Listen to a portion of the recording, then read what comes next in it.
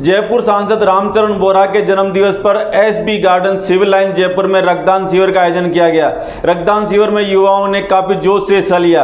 आयोजनकर्ता भाजपा प्रदेश कार्य समिति के सदस्य रणजीत सिंह साडोला तथा वार्ड 47 जयपुर नगर निगम हेरिटेज पार्षद रेखा राठौड़ ने बताया कि माननीय सांसद रामचरण बोहरा जी के जन्मदिवस पर रक्तदान शिविर में करीब 90 यूनिट रक्तदान हुआ। सभी रक्तदाताओं को रणजीत सिंह साडोला तथा रेखा राठौड़ की तरफ से ऑक्सीमीटर तथा प्रशंसा प्रमाण पत्र दिए गए। आइए देखते हैं हमारे संवाददाता विष्णु की विशेष रिपोर्ट। कि महामारी से संपूर्ण मानवता को और देश दुनिया के किसी भी राष्ट्र में ऐसा नहीं है जो परेशान नहीं हुआ हो। बड़ी संख्या में अपनों को अपन ने खोया है और इस सब बीमारी के कारण से कोरोना में जब सारी गतिविधियाँ प्रभावित हुई, बहुत बड़े पैमाने पर प्लाज्मा की और रक्त की ज़रूरत लोगों को पड़ी। चाहे दुर्घटना के कारण हो, चाहे कोरोना के कारण हो, किसी और बीमारी के कारण हो। हमारे बहुत सारे ऐसे बीमारियाँ हैं जिनमें नियमित रूप से ब्लड को चढ़ाने की ज़रूरत पड़ती है। ऐसे बहुत सारे बच्चे हैं लाखों की संख्या में।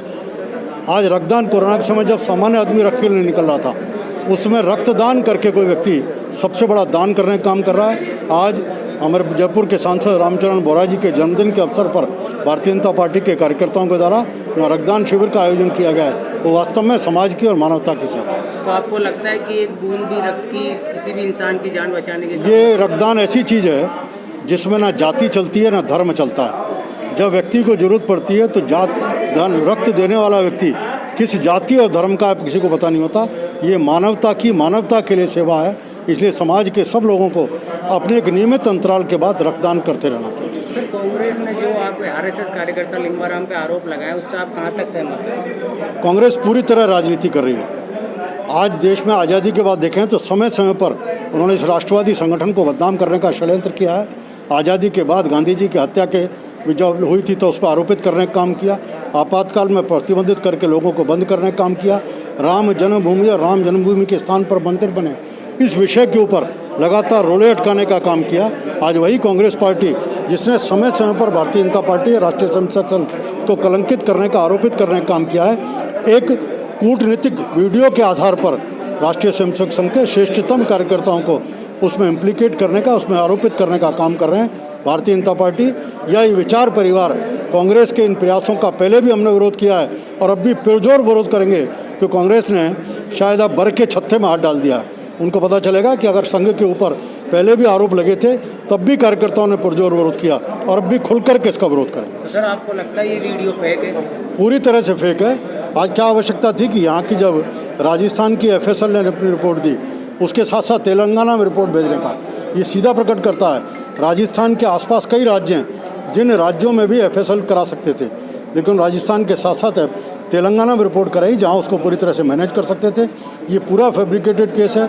जब कंपनी खुद कह चुकी है ना हमसे किसी ने कुछ कमीशन मांगा ना हमने कमीशन दिया, उसके बाद भी बिना किसी शिकायत के, बिना किसी परिवादी के, बिना किसी डॉक्यूमेंट के इस तरह का आरोपित लगाना सीधा सीधा राजनीतिक प्रेरित है। आपने आज ये ब्लड कैंप लगाया है, इसकी प्रेरणा आपको कहाँ से मिली? देखो, प्रेरणा तो बचपन से मिली है।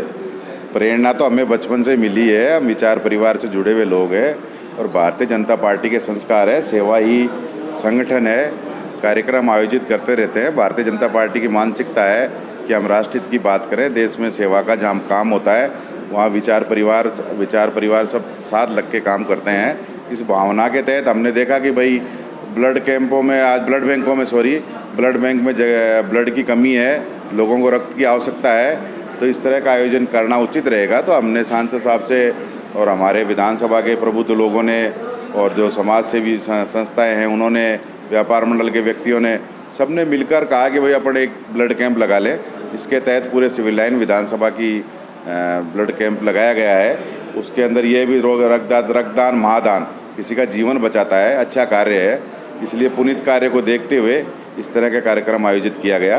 सर, आज ये जो मेडिकल टीम आई है, ये कहाँ से कौन से हॉस्पिटल से यहाँ पर आई है? कितनी मेडिकल टीम यहाँ पर टोटल आई है? हमारे 2 मेडिकल टीम आई है, क्या नाम इसका, जीवनदाता और एक गुरुकुल, दोनों टीमें आई है। और तो लगातार कितना यूनिट इकट्ठा, आपने कितना यूनिट जमा किया है ब्लड बैंक के अंदर अभी? हमारे लगभग 98 अबव आ गया खून और हमारा टारगेट था 100 यूनिट का, जो हम लगभग उस तक पहुंच चुके। और मैं प्रदेश कार्य समिति सदस्य हूं भारतीय जनता पार्टी। जी सर, छोटे से सिपाही हैं। तो अभी जो सौम्या गुर्जर महापौर प्रलंबित हुई है, इसके बारे में आपकी पार्टी की आगे की क्या रणनीति है सर? देखो, पार्टी की क्या रणनीति है, क्या तय करते हैं, ये हमारा सोच का विषय नहीं है। ये पार्टी स्तर पे उच्च जो हमारे पदाधिकारीगण बैठे हैं, पार्टी संगठन के पदाधिकारीगण बैठे हैं, वो बैठ के तय करते हैं, जिम्मेदारियां बांटी जाती है। इसके लिए अलग से काम हो रहा है, जिनको जिम्मेदारी दे रखी है वो देख रहे होंगे। मुझे इसके बारे में कुछ भी जानकारी नहीं है। इतना ही कह सकते हैं कि ये मिथ्यात्मक एक घड़ी हुई कहानी है जो हमारे विचार परिवार के वरिष्ठ लोगों को जोड़ा जा रहा है। पार्टी को बदनाम करने की रणनीति कांग्रेस पार्टी की सदैव रही। कथनी और करनी में फ़र्क है इनके। इस तरह का कुछ नहीं, लांछन लगाया गया है। आदरणीय मोदी जी को हम बहुत बहुत धन्यवाद देना चाहते हैं, इसलिए कि जो वर्तमान में अभी जो वैक्सीनेशन की आवश्यकता पड़ी पूरे देश में, सभी के लिए वैक्सीनेशन फ्री किया और ख़ास तौर पे युवा साथियों के लिए 18+ के लिए जो किया वो एक अच्छा संदेश गया देश में, और उसके लिए हम बहुत बहुत आभार और धन्यवाद प्रकट करना चाहते हैं। जय हिंद, जय भारत। आयोजन चल रहा है। कोरोना काल के अंदर इस ब्लड कैंप का क्या महत्व है?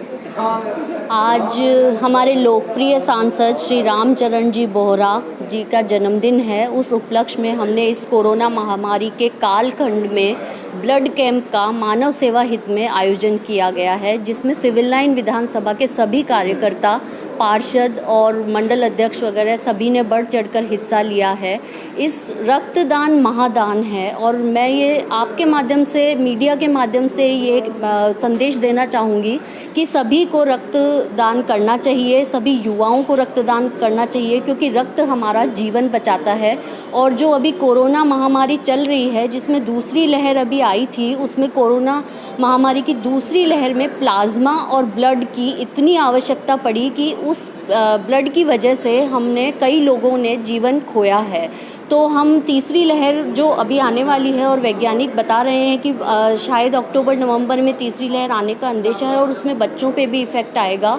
तो उससे पहले ही हम तैयारी करके चलें तो ज़्यादा अच्छा है कि हम ब्लड कैंप इसीलिए आयोजन कर रहे हैं कि ब्लड की आवश्यकता दूसरी लहर की तरह तीसरी लहर जब आए तो हमें इस नुकसान नहीं उठाना पड़े, और जनहित में हम सभी ब्लड कैंप लगाते रहें, यही संदेश मैं देना चाहूँगी। जो कोरोना काल की दूसरी लहर आई है, इसमें आपने और क्या क्या सहायता की है लोगों की? कोरोना काल की दूसरी लहर इतनी भयानक थी कि इसमें आप सभी को मालूम है, पूरा राजस्थान ये जानता है कि ऑक्सीजन की इतनी कमी रही। तो हमने लोगों को हमारे वार्ड में और हमारी विधानसभा में जहाँ भी लोगों को ऑक्सीजन की ज़रूरत पड़ी, ऑक्सीजन मुहैया करवाई है। रेमडेसिविर जो इंजेक्शन उपलब्ध नहीं हो रहे थे, हमने वो उपलब्ध करवाए हैं। जो गरीब लोग जिनको राशन सामग्री उपलब्ध नहीं हुई, मार्केट बंद था, तो हमने लोगों को घर घर तक राशन पहुंचाया है, भोजन के पैकेट वितरित करवाए हैं। मास्क नहीं थे, मास्क लोगों तक पहुंचाए हैं। और मोदी जी का जो सेवा ही संगठन सप्ताह जो चला था, उसके तहत भी भारतीय जनता पार्टी के कार्यकर्ताओं ने जनहित के बढ़ चढ़कर कार्य किए हैं, और भारतीय जनता पार्टी का कार्यकर्ता ही ऐसे नेक काम कर सकता है, यही मैं कहना चाहूँगी। मैं जिला मंत्री रेखा राठौड़, पार्षद वार्ड 47।